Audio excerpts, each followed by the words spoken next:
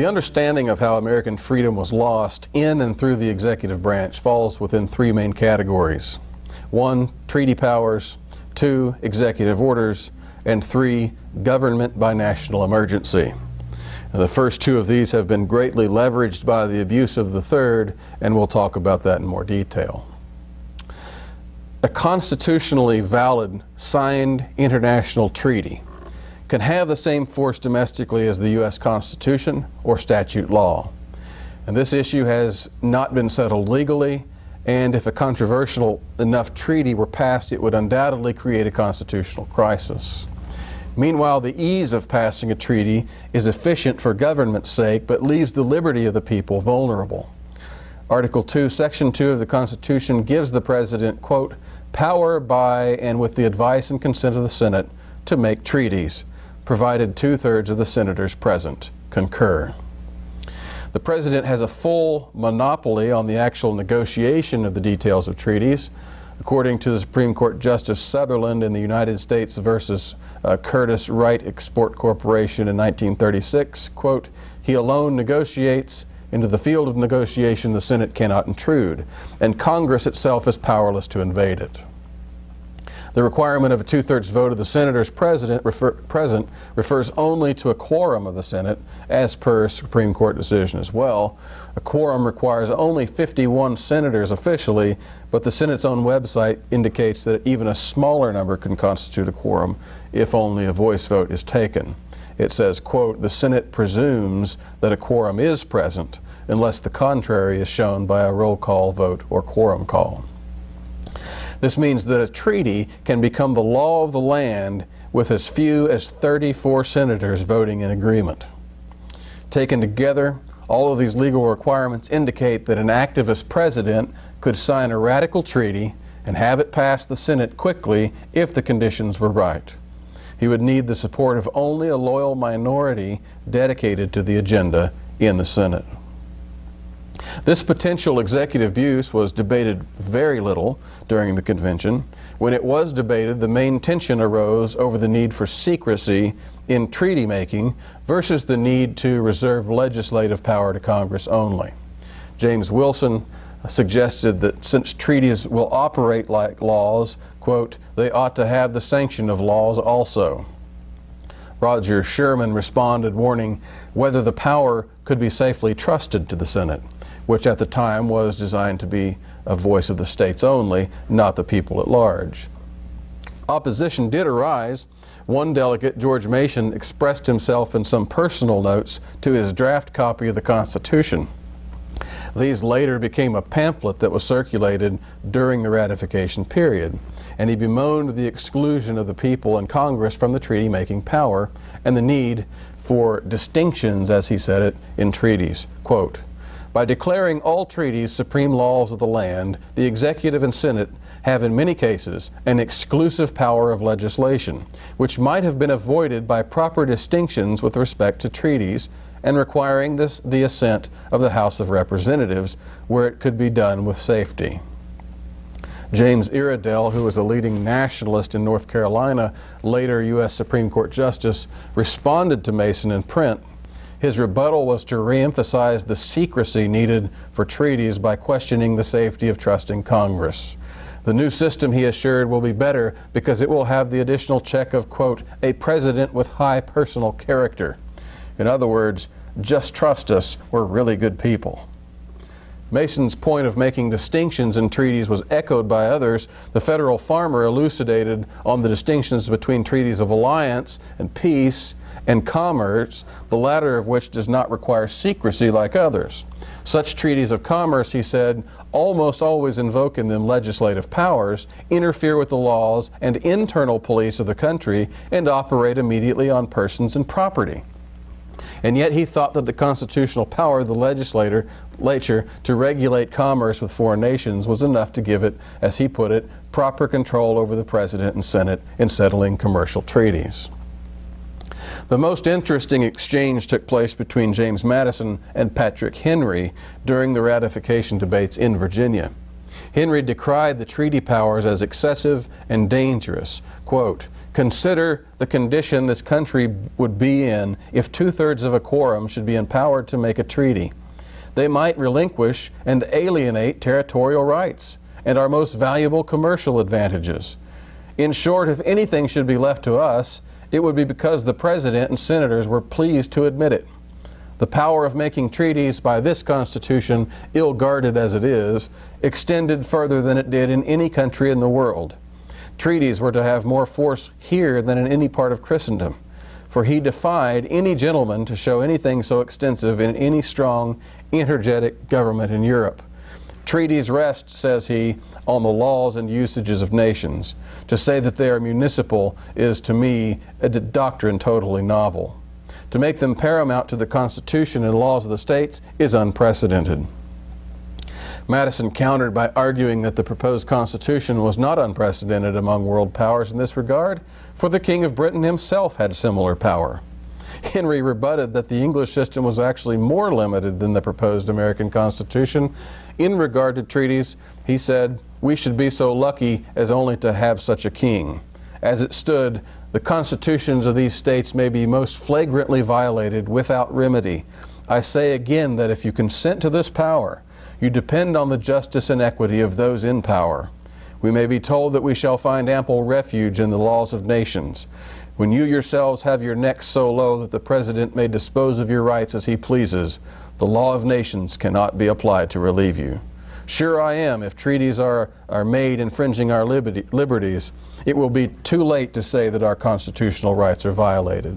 A treaty may be made giving away your rights and inflicting unusual punishments on its violators." The main federal salvo against such an abuse would be the hope that the Senate would not be able to ratify the treaty. Otherwise, the whole of Congress could later essentially repeal a treaty by passing new legislation to override the unwanted effects.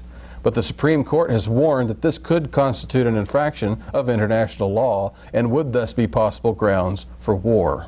It wrote, "Its infraction becomes the subject of international negotiations and reclamations so far as the injured party chooses to seek redress, which may in the end be enforced by actual war.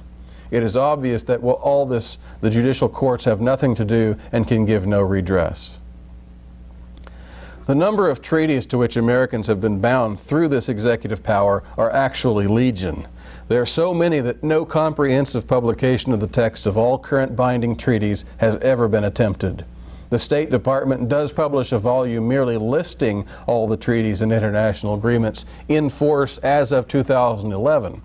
Merely listing them by name and date, organized by country, fills a volume of 484 pages.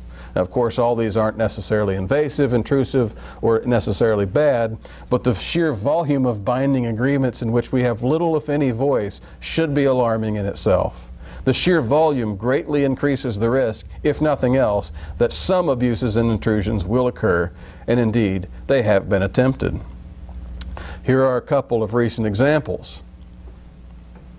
First, consider the United Nations plan of global disarmament, a goal which would impose strict gun control measures upon its members, including the rightfully gun-loving U.S. There are at least two public efforts aimed at essentially circumventing the U.S. Second Amendment. There's a treaty to regulate small arms trade between nations and a more comprehensive international small arms control standards project called ISACS. The first seems less innocuous, though we're unsure what exactly it would contain. The UN assures us it's merely to help fight terrorism in rogue states, but several conservative critics see that even that mild-sounding objective can have drastic consequences for gun registration, licensing, even outright international gun control laws. In reality, it's probably related directly to this second effort. The main UN attempt seems focused on the finalization of ISACS, a detailed outline for international small arms policy and implementation. ISACS is a product of the United Nations Coordinating Action on Small Arms, CASA. The latest draft of this document calls not only for regulation of international trade, but for national controls over the access of civilians to small arms and light weapons, national controls over the manufacture of small arms and light weapons, and eventually collection, stockpile management, and destruction of weapons and ammo. It's clear that the agenda here aims far beyond the control of AK-47s to terrorists. Indeed, the Program of Action for the UN's Implementation Support System website exhibits all of these goals in considerable detail, explicitly states that such new laws and regulations shall apply, quote, within the state's jurisdiction. The Obama administration, in particular, Secretary of State Hillary Clinton, signaled already in 2009 that they were ready to begin negotiations with the UN on such a treaty. If they succeed, they will have essentially accomplished what the Anti-Federalists and Patrick Henry warned of, and that is the use of treaty powers to trash U.S. liberties. Indeed, this will have occurred in the worst form, the trashing of a clear constitutional amendment. It would certainly create a constitutional crisis, which we assume the Supreme Court would likely, though not definitely, strike down. 50 senators have already signed a letter to Clinton saying they will not vote for any treaty which infringes on civilian arms, but remember, it only takes at least 34 if conditions are right. So those opposed must actively resist, stay vigilant, lest we be taken unaware. The second example of the danger of treaty powers is the much more ambitious but ceaseless attempt for international governance. Now, this appears in such forms as the United Nations Convention on Biological Diversity and its sister development called Agenda 21, which could be imposed in the U.S. via a treaty. While you may not have heard of either of these specific UN programs, probably not have heard of any serious attempts to impose international government on the U.S. in general, at least not unaccompanied by talk of conspiracies and tinfoil hats. Such attempts sadly have been very real. One nearly succeeded were it not for the last-minute efforts of 4 investigators providing crucially uncirculated information to a handful of senators. In 1992, the United Nations Earth Summit was held in Rio de Janeiro. Out of this came a book-length document titled Agenda 21, popularizing the slogan, Sustainable Development. Basically, every time you hear the word unsustainable or sustainable used in public, it's a byproduct of this meeting and agenda. According to the online version of the document, Agenda 21, quote, is a comprehensive plan of action to be taken globally, nationally, and locally by organizations of the United Nations system, governments, and major groups in every area in which humans impact on the environment. What follows is nearly 300 pages of double-column, fine print providing guidelines for global treaties controlling every area of life, everything from all of science, business, and industry, down to the very air that we breathe and the water we drink, and calling for an international revenue source that is a global tax and the mechanisms required to pay for it. The preliminary estimate was roughly $600 billion. Keep in mind this is 1992, and that was just for helping developing countries, which effectively means a transfer of that portion of wealth from developed nations to third world partners. It was all couched in terms of saving the environment and providing laws to promote sustainable living. Well, the liberal establishment in the United States drooled over the plan. Only months after the Rio Summit, Bill Clinton was sworn into office. Again, we're talking 92 here. Democrats already controlled the Senate, but they did, thankfully, still have to walk with some circumspect to a great degree. Clinton spent precious political capital early on pushing his universal health care plan, which failed, NAFTA, the Brady Bill, and also the Whitewater affair. But he did sign the Biodiversity Treaty in June of 1993. Over the following months, Al Gore and a coalition of environmental groups planned the strategy for ramming the treaty through the Senate. Well, when it finally reached the Senate in November, the State Department requested that it be put on a fast track. The treaty was reviewed in the Foreign Relations Committee until June of the following year, and then approved it for votes. Grassroots knowledge was only beginning to mount some kind of opposition to this plan, of which most senators and other congressmen largely oblivious. Well, very quickly, Majority Leader George Mitchell, who was Democrat from Maine, announced that on August 3rd, the treaty was going to be set for vote on August 8th, only 5 days later. These grassroots guys went into overdrive. They leveraged the system of fax machines they had, trying to get the senators' attention. Senators not too far off. The effort paid off. A letter from 35 Republicans landed on Mitchell's desk. He had to rescind the hasty plans for the vote and delayed it. Created a little bit more room for widespread awareness to solidify opposition. Then Congress went into recess for a short time, but on September 29th, almost out of nowhere, Mitchell announced that the vote would be rescheduled for 4 p.m. the following day. Well, thankfully enough time had passed.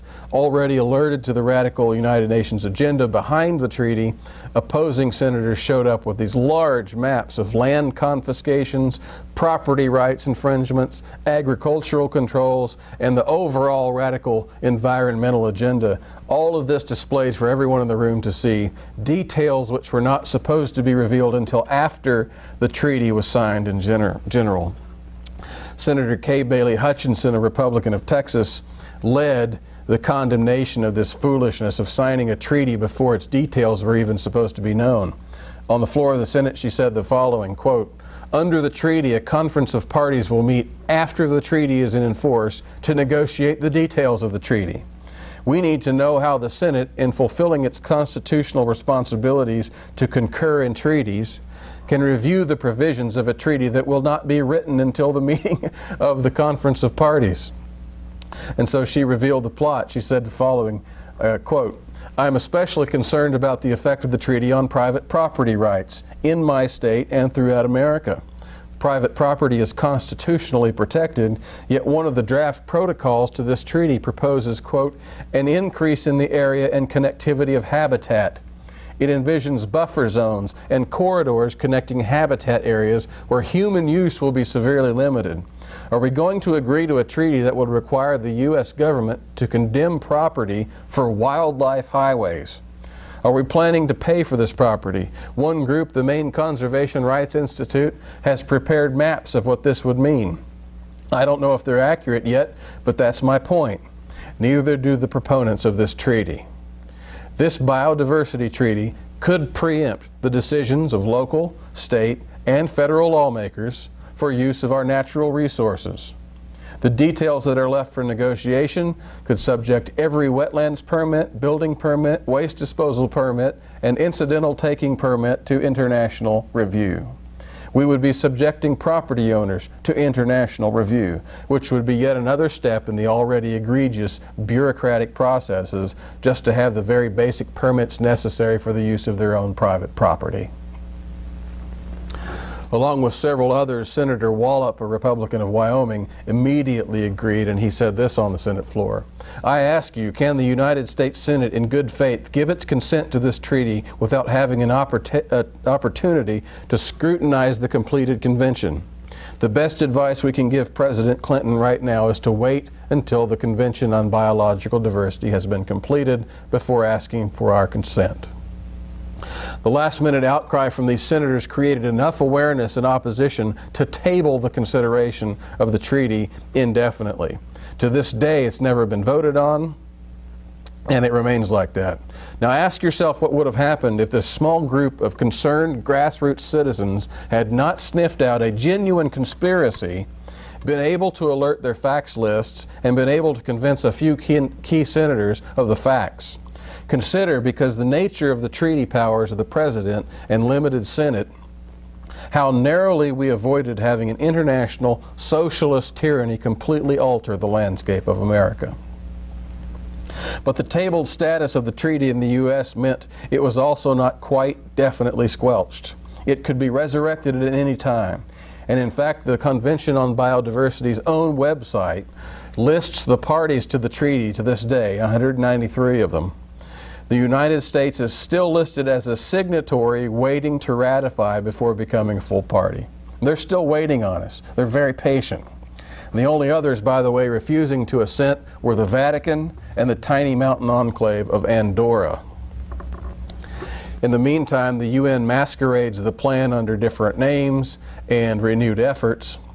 The Agenda 21 website confidently states the following: the full implementation of Agenda 21, the program for further implementation of Agenda 21, and the commitments to the Rio Principles were strongly reaffirmed at the World Summit on Sustainable Development held in Johannesburg, South Africa from 26 August to 4 September 2002. A toothier document appeared from the UN affiliate, the International Union for the Conservation of Nature. First published in 1995, the third edition of the Draft International Covenant on Environment and Development arrived in 2004. It aims to achieve environmental conservation and sustainable development by establishing integrated rights and obligations. As it says, this is the further groundwork, very detailed, for the imposition of an international legal authority that transcends American sovereignty. Well, like the patient internationalists, American leftists, like former President Bill Clinton, were undeterred in their long-term goals by the defeat of the U.S. treaty in the Senate. Clinton demonstrated another outlet by which the executive can wield its power to advance agendas even when opposed by the people and their legislature, and that's the executive order. Now, though Clinton would not affect the adoption of international law via treaty, he could still help the UN goal of influencing American governments. And he wasted no time on doing this. A full year before the treaty made it to the floor on the Senate, Clinton signed Executive Order 12852, establishing the, quote, President's Council on Sustainable Development. This council was to advise the President on all matters of sustainable development and, quote, develop and recommend to the President a national sustainable development action strategy that will foster economic vitality. In 1997, Clinton revised the council's charter. Whereas the original aimed merely at developing strategy, the new charter included advising on policy, disseminating educational material, and assessing progress. No doubt the very strategy it had previously devised. The council was not only to advise on policy, but, quote, to encourage and demonstrate implementation of sustainable development in real-world settings, and also, quote, report on successes and recommend strategies to replicate those successful projects throughout the United States. The new policy bulldog was created, funded, and maintained without any input from Congress or the voice of the people. The Council's influence was intended to be comprehensive in scope, including local governments. I mean, after all, Agenda 21 said the greatest resistance comes at that level, and thus, quote, the participation and cooperation of local authorities will be a determining factor in fulfilling its objectives. Thus, the new Council's job was to encompass national and local sustainable development plans. The revised charter specified the following as one of the several official activities for the Council. Again, quoting, the Council should create and participate in projects that help forge partnerships among representatives of federal and state agencies, urban centers, suburban areas, and rural communities with the goal of solving in a comprehensive way local and regional sustainable development issues. What you're seeing here is the leftist, one world government, top-down control version of the very project you've been involved in with me from the beginning. But instead of restoring America one county at a time, they're destroying one county at a time in America. Instead of cutting the size of government and returning local government to local responsibility, they're increasing government, imposing yet higher levels of it that is global, and coercing or seducing local governments to put their local citizens under the sovereignty of global agencies. One of the grassroots activists, who's named Henry Lamb, who fought this from the beginning and still does, laments on the progress it had made already in November of '94. He said, quote, this vision of local governance leaves city councils, county commissions, soil conservation districts, regional water authorities, and state legislatures completely out of the environmental land use sustainable development picture. Never happen? Don't be so sure. It's already happening. Literally, thousands of private and municipal land use decisions have been blocked by federal regulations. Land use, and therefore resource use, is no longer within the authority of local or even state governments. Local planning commissions and local county commissions may go through these motions, but their deliberations are likely to center more on compliance with federal regulations than on what's best for their community.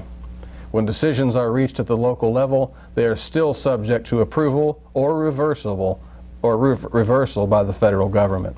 Local and state governments are further intimidated by the now common practice of withholding federal highway funds or education funds or Medicare funds or other funds until the local government falls into line with federal demand. The explosion of unfunded federal mandates in recent years has further weakened the effectiveness of state and local government. By demanding that local and state governments implement federal laws and regulations, the federal government has effectively usurped local government's authority and ability to pursue its community objectives. As the unfunded mandate trends continue, local and state governments are reduced to little more than administrative units of the federal government. The transition to bioregional, communal, if not tribal governance is not going to happen by declaration. Treaty proponents already fear a backlash, and they are much too smart to deliberately precipitate a rebellion. The goal is long-range and fully integrated into a comprehensive program designed to achieve the desired result. Maurice Strong has said the international framework must be in place by 2012. The biodiversity documents anticipate a transition period of 20 to 50 years. In 1999, Clinton signed Executive Order 13112, advancing the innocuous-sounding plan for combating invasive species. It was a backdoor ploy for advancing the Sustainable Development Agenda throughout American governments.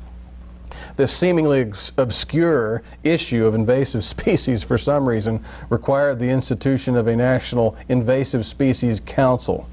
And while you might think that such a council would be composed of scientists and biological experts, and perhaps it did some, it included and demanded compliance from the Secretary of State, Secretary of the Treasury, Secretary of Defense, Secretary of the Interior, the Secretary of Agriculture, Secretary of Commerce, Secretary of Transportation, and the Administrator of the Environmental Protection Agency.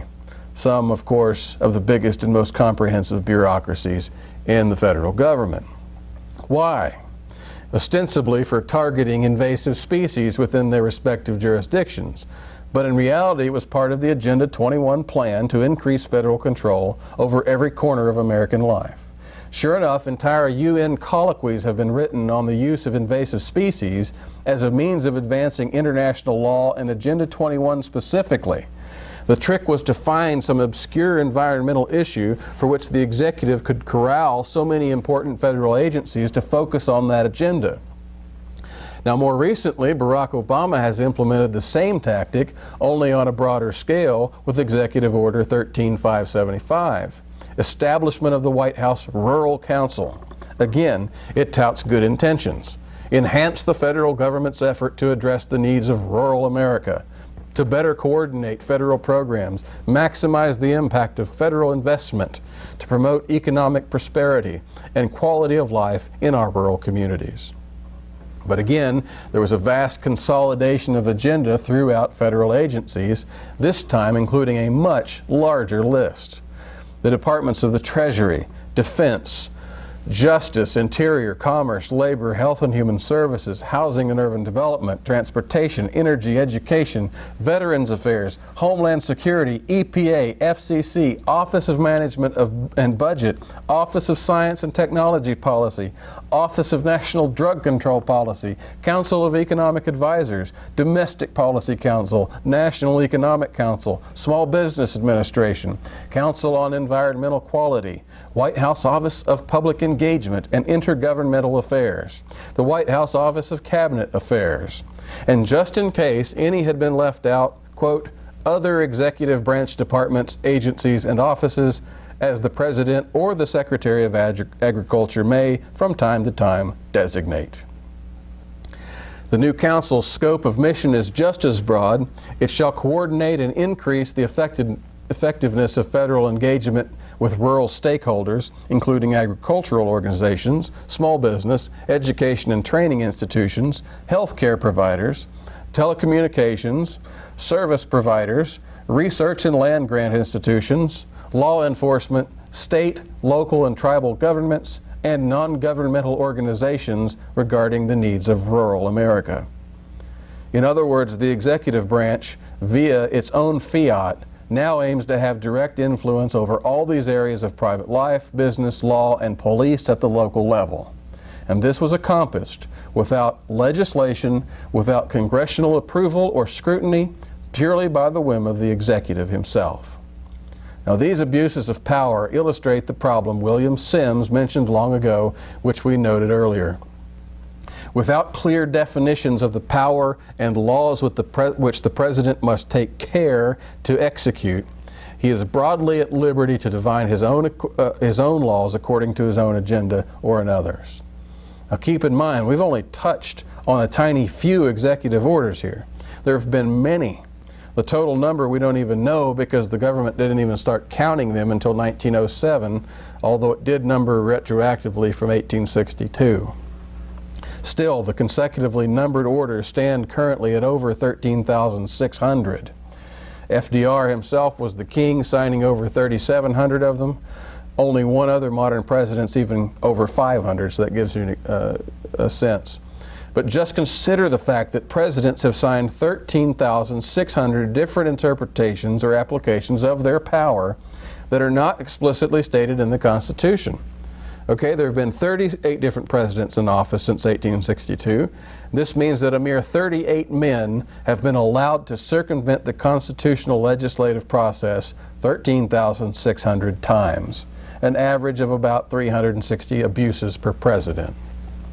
Granted, they're not all actual abuses. Some of them are powers already conceded to the president. Some of them are simply frivolous. But some of these orders have been more important than others.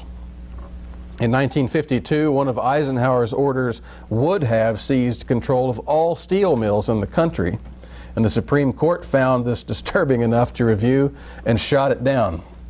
But in recent times, this type of check on the presidential power is very rare. It's the exception to the rule. It has only occurred twice. In 1999, Bill Clinton essentially waged the entire war on Kosovo entirely by executive orders without congressional declaration of war. In Order 13088, Clinton declared the civil war in Kosovo an unusual and extraordinary threat to national security and foreign policy of the United States, and thus a, quote, national emergency. Leveraging previous acts of Congress which were allegedly designed to prevent open-ended abuse of emergency powers, Clinton empowered himself to seize assets, to block property, to prohibit trade with then Yugoslavia. When military action was inevitable, to fulfill that agenda, Clinton shot first and asked questions later. Actually, he never asked at all. He shot first and then he made requisite demands later. Between March 24th and April 7th of '99, Clinton simply informed Congress multiple times that he was sending troops to the region and supporting the NATO effort. On April 13th, he signed an executive order declaring Yugoslavia and its airspace a, quote, combat zone, by referencing an obscure section of IRS tax code. The particular section in view is now U.S. Code. It essentially provides a tax break for soldiers serving in undeclared wars, including serving in, quote, combat zones, which the section defines as any area which the President of the United States, by executive order, designates. For the purposes of this section or corresponding provisions of prior income tax laws as an area in which armed forces of the United States are or have, after June 24, 1950, engaged in combat. More importantly, the order retrodated the commencement of those combat activities back to March 24, 1999, the date the NATO bombings had begun, full 3 weeks prior to the order. On April 27th, Clinton signed another executive order ordering reserve forces to active duty. Now, Congress was especially suspect while Clinton effectively steamrolled them. On April 28th, the House shot down a declaration of war overwhelmingly and then appeared to oppose the war even further when it passed a law forbidding the use of ground troops. but there's a certain amount of deceptive PR detectable in these moves. The bill, which passed suspiciously, neglected also to forbid the use of troops in general, only expressly mentioning ground troops, and it also neglected aircraft.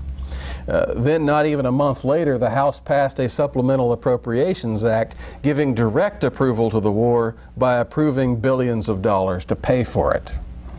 Even after the NATO air campaign was officially over, June 11th and 12th of '99, Clinton continued to tout the national emergency that he had declared. In fact, in the final days of his presidency, he moved to lift and modify some of the measures taken against Yugoslavia, and yet still referred officially to, quote, the continuing threat and national emergency decreed previously. The order remained effectual until George W. Bush finally revoked it in 2003, and yet Bush's executive order referred to yet another national emergency described in yet another executive order from 2 years earlier, and this new one replaced and amended the old one, and thus continued. Bush also declared a national emergency on September 14th, 2001, just after 9/11 attacks for obvious reasons. Now, this is just the tip of the iceberg. It turns out that wars and national emergencies are the real powers behind executive tyranny, and they have been used widely since at least the Civil War to allow the president to circumvent Congress. Now, we observed earlier in our talk on war how the warfare state and welfare state have this symbiotic relationship. In modern American history, the tie that binds these unholy partners until death do them part has been emergency powers. Assumedly an extreme measure for wartime only, modern presidents have increasingly relied on declarations of emergency in order to exercise vast powers domestically and during peacetime. You probably don't realize it, but you have lived probably the entirety of your life under national emergency. You almost certainly have if you were born after 1933. In that year, President Roosevelt transformed the United States into a peacetime executive tyranny. We've mentioned FDR's first inaugural address on a couple of occasions, noting how the president applied the language of warfare to solving a peacetime problem. It was no mere metaphor, as he clearly said he wanted broad executive power to wage a war against the emergency. The solution would come by treating the tasks as we would treat the emergency of a war, he said. He used the word emergency 4 times in that address to describe the American scene. It was no coincidence. He gave that speech on March 4th, 1933. 5 days later, he declared a national emergency, which gave the executive near total control over American life, again, in peacetime. In '73, Congress took temporary interest in the subject of emergency powers, long enough at least to discover their history in a Senate study and to pass an act purporting to limit those powers. The act, as we shall see, has done nothing but formally codify and regularize them. That 1973 study begins by saying, since March 9th of 1933, the United States has been in a state of declared national emergency. In fact, there are now in effect 4 presidential proclaimed states of national emergency. In addition to the national emergency declared by President Roosevelt in 1933, there are also the national emergency proclaimed by President Truman on December 16th of 1950 during the Korean conflict, and the states of national emergency declared by President Nixon on March 23rd, 1970 and August 15th, 1971. 4 separate national emergencies sounds crazy, but believe it or not, those were the good old days. Today it's difficult to get an accurate account of all the outstanding national emergencies. The latest revised edition from 2007 of a Congressional Research Service report on national emergency powers lists 42 declared national emergencies just between 1976 and August of 2007. Only 22 of these have been rescinded, which leaves about 20 in effect. We know Obama's added several on top of those. So the powers given to the executive under these declarations are broad and numerous. The congressional studies reveal the following, quote, under the powers delegated by these statutes, the President may seize property, organize and control the means of production, seize commodities, assign military forces abroad, institute martial law, seize and control all transportation and communications, regulate the operation of private enterprise, restrict travel, and in a plethora of particular ways control the lives of all American citizens. There are various standby laws that convey special emergency powers once the President formally declares a national emergency, activating them.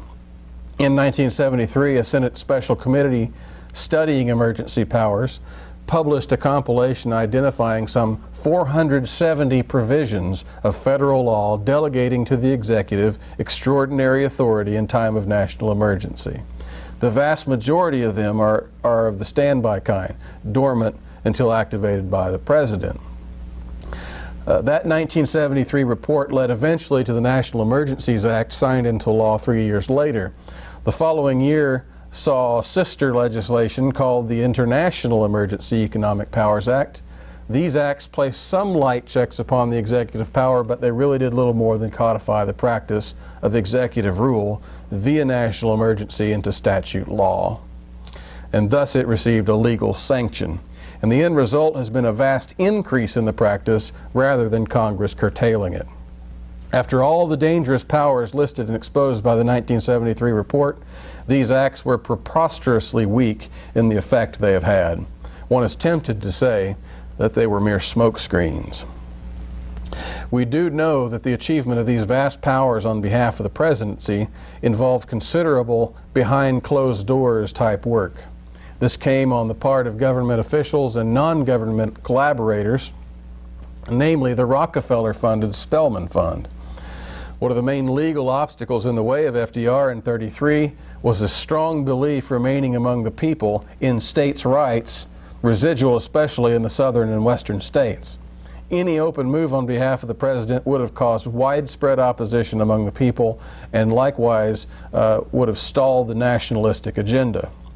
So the elites moved very quietly and stealthily. Remember that inaugural address was March 4th of '33. Well, immediately the day after, a coordinated effort began to get every state governor essentially to effect a state-level emergency power grab in preparation for handing that power then over to FDR.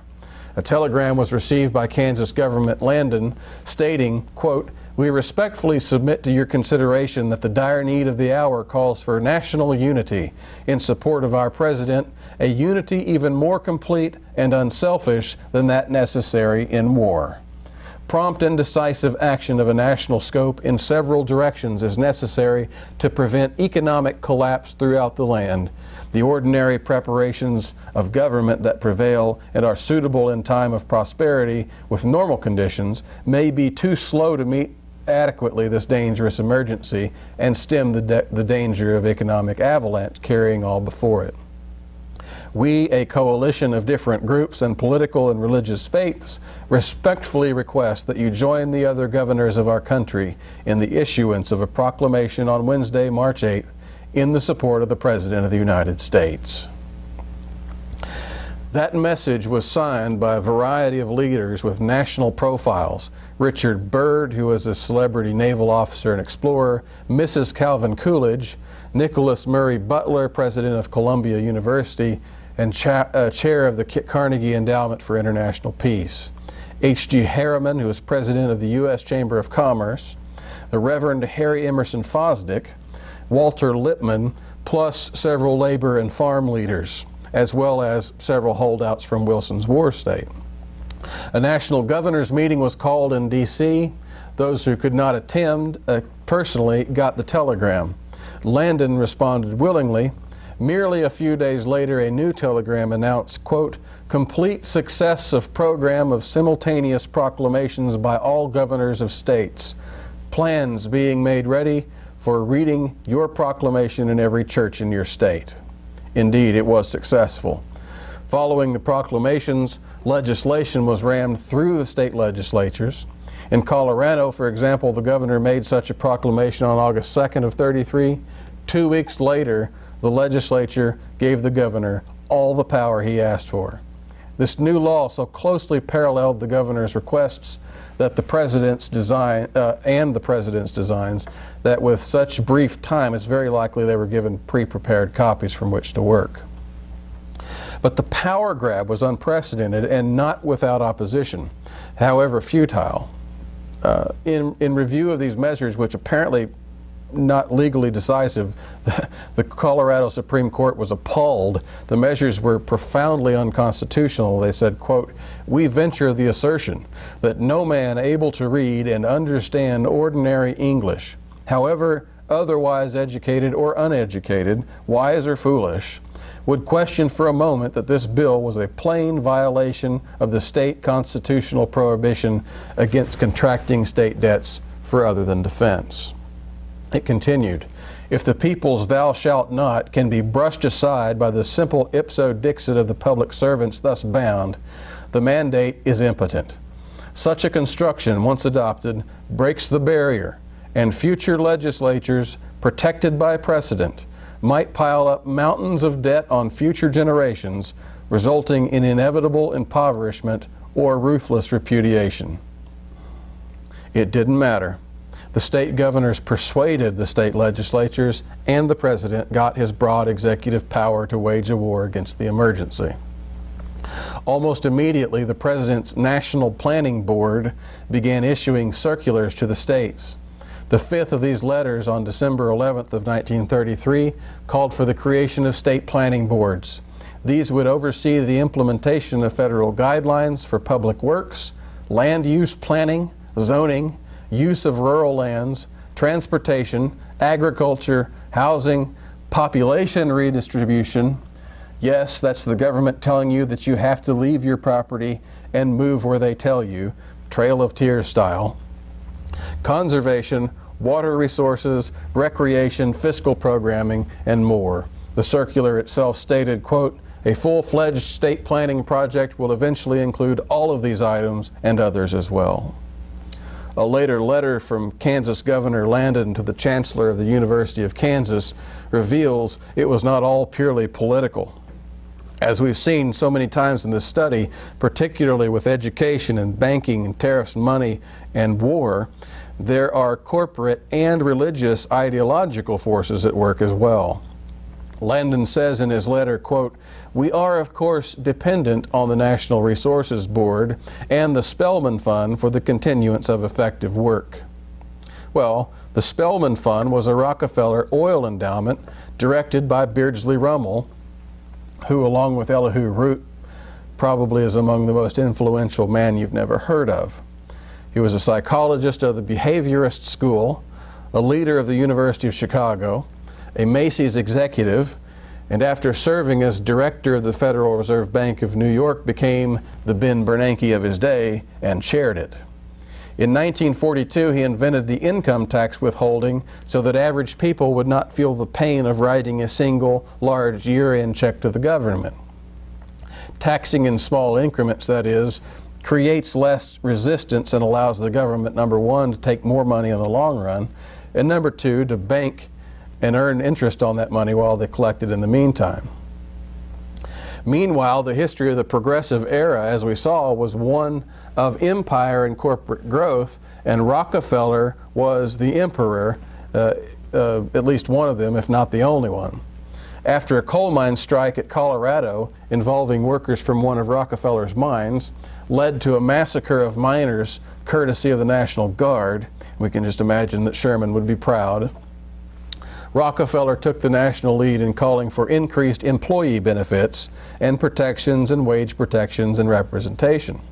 The so-called Colorado Plan became something of a blueprint for central planning, industrial relations, as Rockefeller funded programs in several major universities throughout the nation. I'd like to read you a quotation from some historians who go over this practice. Quote, "Princeton, Yale, Harvard, and Columbia were heavily funded by John D. Rockefeller, Jr., but the political science department at the University of Chicago, under the leadership of Charles Merriam and Beardsley Rummel, became the headquarters for the new science of industrial relations." Whether the increased cost of providing for laborers human weaknesses would be offset by increased profits turns out to be immaterial. If government could provide these benefits at no cost to the corporations, any increased productivity would be a windfall profit for the corporate owners. It was this goal that the Rockefeller interests pursued through their foundations, university funding, and government collaborations, and that they ultimately achieved in 1933. The only problem to be overcome was the peacetime constitutional limitations on government to create money and tax and spend at will. President Roosevelt, the Congress, and the states solved this problem on March 9th of '33 by declaring a state of national emergency, thereby eliminating prior constitutional restraints. The first 100 days of the Roosevelt administration were by and large no more than an implementation of the Rockefeller Colorado Plan by the national government in cooperation with state and local governments, with purported constitutional authority under a state of declared national emergency that previously had been assumed to apply only in wartime. Indeed, one Rockefeller-funded advisor, FDR, briefed him nearly a year before his presidency, stating for a fact that corporations were already in control. He said, quote, 65% of American industry is owned and operated by about 600 corporations. He would go on to praise this as an opportunity to advance towards Soviet-style socialism. Quote, at the present rate of the trend, the American and Russian systems will look very much alike within a comparatively short period, say 20 years. For there is no great difference between having all industry run by a committee of commissars and by a small group of directors. This was advised to be made part of FDR's campaign, that the corporate state should be set up, quote, monopolies at will, and should include power to require uniform prices, to control security issues, and to control further consolidation. On the same day he declared the national emergency, the Emergency Banking Act gave FDR total control of national finance. He declared a bank holiday and forbid redemption of paper for gold. A month later, he confiscated the nation's gold coins from all private individuals at the set price of $20.67 an ounce. A year later, he declared, on a whim, the price to be $35 an ounce, which effectively inflated the money supply by 70%, or decreased the nation's debt burden by that amount, depending on how you look at it. Out of this same emergency atmosphere came the Emergency National Industry Recovery Act, which exempted corporations from antitrust and anti-monopoly laws. A Central National Resources Board, the Homeowners Loan Act, the Emergency Relief Act, the Social Security Act, and the Emergency Agricultural Adjustment Act, which placed national controls on farms, prices, etc. A similar spirit has prevailed ever since. What President Clinton did in Kosovo via executive orders and declared national emergencies was already long since the norm for advancing central planning and political agendas. Presidents today regularly use emergency powers in both war and peace to expedite agendas under the guise of governing effectively national security, many other justifications. While there certainly is no limit to the tyranny of an executive who has both the ambition and the opportunity, there is enough here to show how a once freer America has been entirely subdued. This has come primarily through three key executive powers: the treaty-making power in this country, the abuse of executive orders, and the ascendancy of government by emergency. And we have seen how the latter of these has been the main catalyst for executive tyranny, especially in more recent times, and also as it unleashes the greater potential for the abuse of executive orders. The greatest irony of all here is probably that of all tyrannies and abuses, Americans are most complacent with this one being abused. This may not be true considering the allure of public schooling and welfare checks, but consider for a moment how broadly these executive excesses have been indulged by both Republican and Democrat administrations in recent times. And in either instance, the partisans of either party praise the abuses of their party and condemn those of the opponents. But the message is clear. We will tolerate executive tyranny as long as our guy gets to stick it to the other guys. Understandably, the two major political parties in this nation have become merely two expressions of big government executive tyranny. The one says, give us protections for social welfare programs. The other says, give us protection for corporate banks and big business. In short, there seems to be no escape from this game of big spending and massive debts. It only seems to be a matter of who gets to profit on the front end. But there is an alternative worldview. While change in the executive functions of our governments, especially at the federal level, is definitely a long way off, barring some major collapse and catastrophe, there are still some goals at which we can aim, and we will discuss those goals in the final section.